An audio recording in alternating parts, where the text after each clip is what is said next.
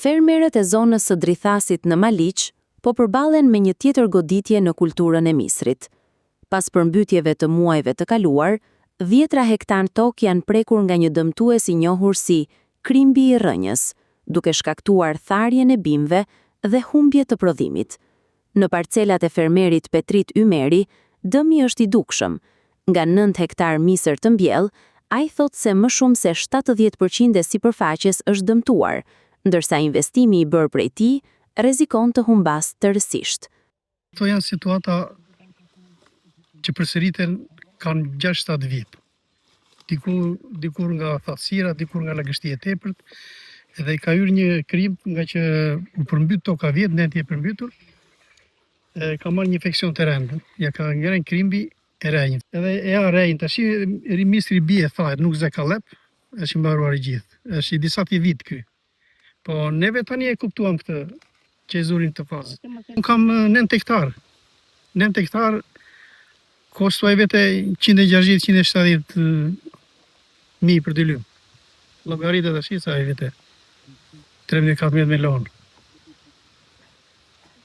Kemi njoftuar drejtorinë e bujqësisë, vinë agronomët ta shohin, të bëjnë analiza, çfarë ka ndodhur. Kemi njoftuar drejtorinë e bujqësisë në Korçë. Ata kanë biseduar me drejtorinë, me ata të mbrojtjes së bimëve në drejtorinë e bujqësisë të Rrethit, të Qarkut. Erdhën e panë edhe nuk ka asnjë lloj mundësie për ta luftuar.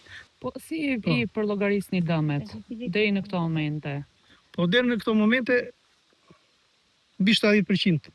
Ymeri thot se përmbytjet kanë krijuar kushtet për zhvillimin e infeksioneve në tokë. Për shkak të qëndrimit të gjatë të ujit, sipërfaqet nuk kanë pasur kohën e nevojshme për t'u tharë dhe për t'u përgatitur para mbjelljes. Toka duhet të punohet e të ri disa kohë taraj të marrë rrezet e diellit. Ne e korrëm në prill, se neti e përmbytur, ai misru kan edhe infeksioni beti brenda. Edhe plugim, frezë, mbjellje brenda 20 ditë. Detyrimisht do ketë këto infeksione. Kërkojmë ndihmën e shtetit, se ka detyrim shteti, po. Ju kanë ndihmuar ndonjëherë? Nuk na kanë ndihmuar. Me përmbytjet, me as me këto. Të paktën na thonë të lejojnë pesticidet që mund tash ku të marrim, si të marrim. E njëjta situatë është edhe për fermerë të tjerë në këtë zonë. Fermerja Bike Ymeri thot se ka mbjell rreth 17 dynym misër, por këtë vit nuk pret të marrë prodhim. Po me krimbi ka rënë shkosjes ber. Ja. Sa sipërfaqe të është dëmtuar ty? Sipërfaqe unë 16 kam 16-17 dylymë janë misër, të i mbjell pak e gjëra të tjera që bajnë për vete. Ja ku është. Shikojni.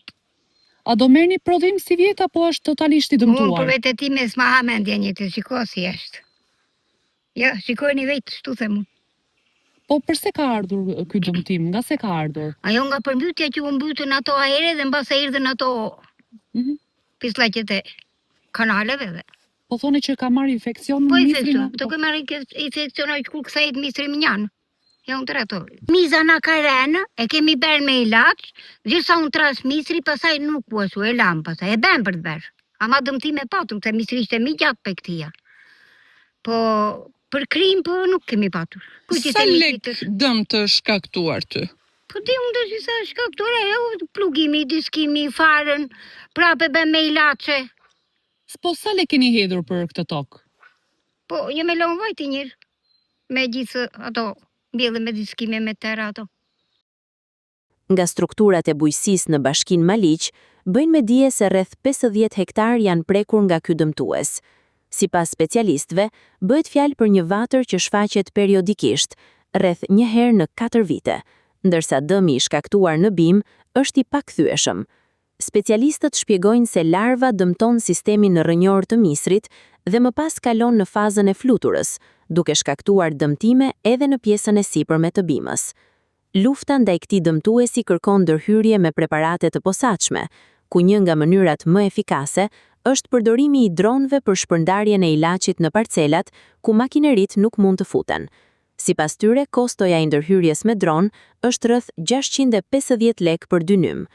Fermerët e Maliqit kërkojnë ndërhyrje dhe mbështetje konkrete, pasi kjo është një tjetër humbje pas dëmeve të shkaktuara nga përmbytjet. Për shumë prej tyre, Misri është burimi kryesor I të ardhurave dhe ushqimit për familjet, ndërsa një sezon I humbur përkthehet në vështirësi të mëdha ekonomike.